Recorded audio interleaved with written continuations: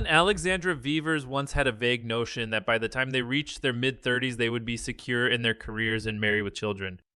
Instead, as they watched their friends settle down, the sisters were forced to set aside their modest ambitions and spend more than a decade defending themselves against an extraordinary claim: patricide.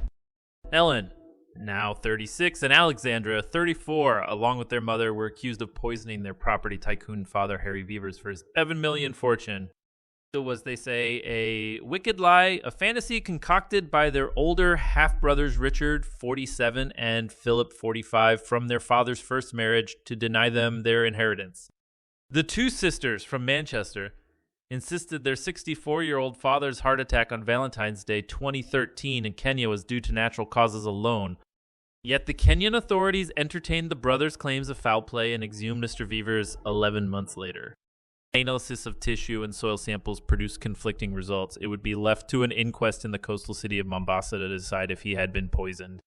To the sisters' huge distress, the allegations were reported around the world, and the story of feuding and murder among wealthy Kenyan expats has drawn inevitable comparisons with the White Mischief case of 1941, dramatized in a novel and Hollywood movie.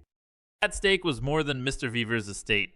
Helen and Alexandra and their mother Azra Parvindin, 75, were warned that if the ruling went against them, they could face criminal charges, and the terrifying possibility of a jail sentence in a country where prison conditions are said to be among the worst in the world.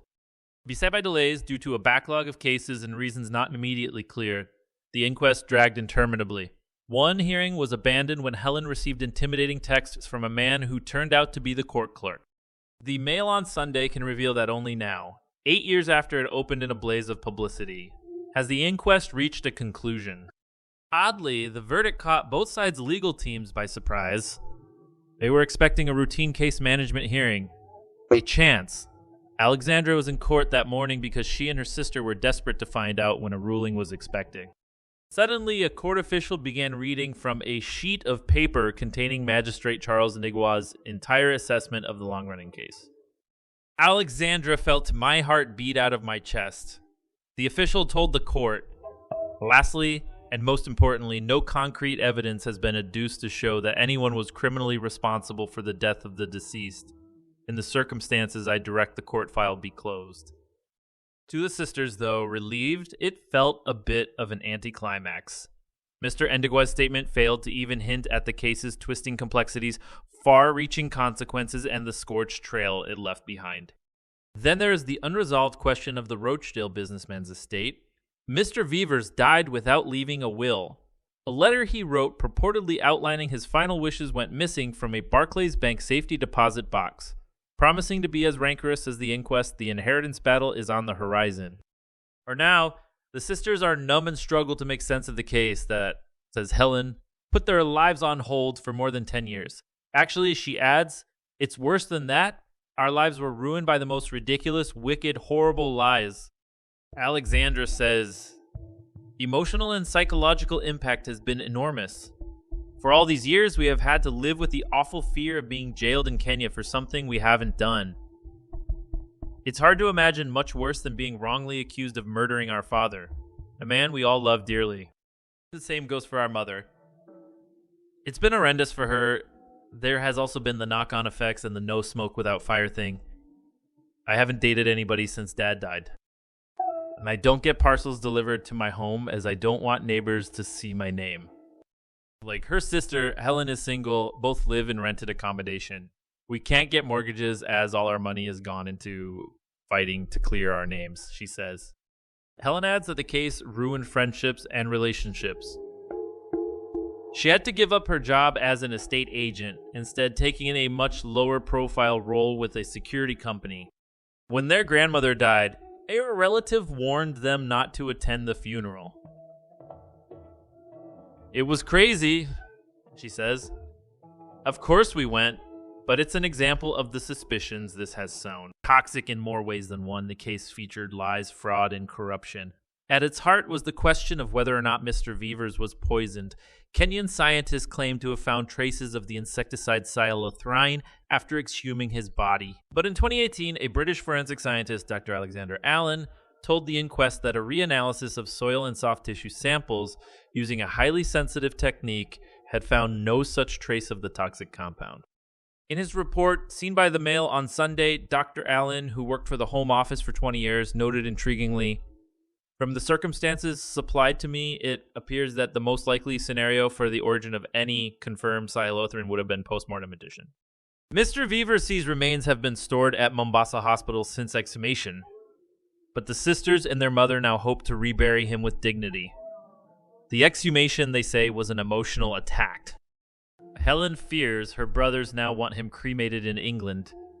This would be against his religion, she says. Her father married his first wife very young and divorced her in 1980 after having 3 children, Allison, Richard, and Philip. He later met Azra, a woman of Indian heritage who was born in Uganda before moving to Britain and settling in Rochdale. They married in an Islamic ceremony and raised Helen and Alexandra as liberal Muslims. Harry later converted. The Veevers often visited Kenya during Helen and Alexandra's childhood. Eventually, the couple moved to Mombasa, where they built 3 houses next to one another, living in one while the others stayed empty as investments. Helen and Alexandra, by then adults, remained living in Britain. Harry later suffered high blood pressure, angina, and an ear problem. On the day he died, he complained of chest pains, dying as doctor arrived at his home. Helen told the inquest of the moment she informed Richard, known as Dragon Ricks because of a dragon tattoo the length of his body. "I could tell the news made him happy. He said he'd been waiting for this day. He said we could start by sharing the contents of my father's UK bank account, which had PS 500,000 in it. He was excited." Following the death, Richard, Philip, Alexandra, and Helen flew to Kenya together, though it was later claimed wrongly that the sisters were in Kenya when he died. On landing, the first sign of division emerged. The brothers said Harry was buried without their knowledge. The sisters say the brothers took part in the funeral. The brothers claimed there were strange marks on the body, and they were advised that they indicated poisoning.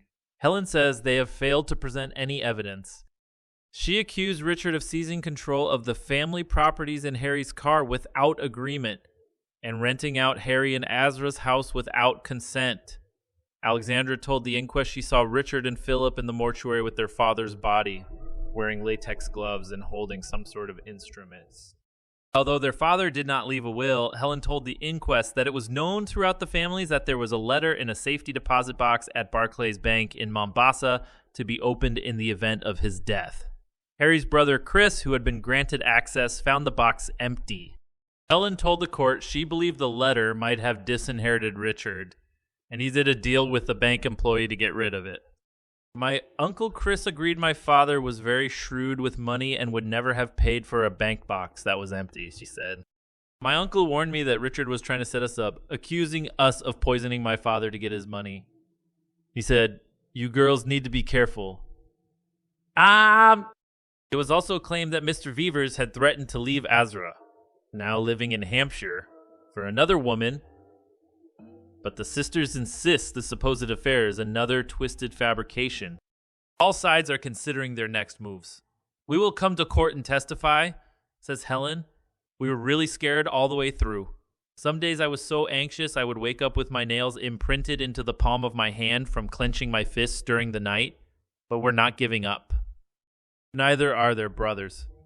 Richard and Philip, who deny their sister's allegations, intend challenging the inquest ruling in Kenya's High Court.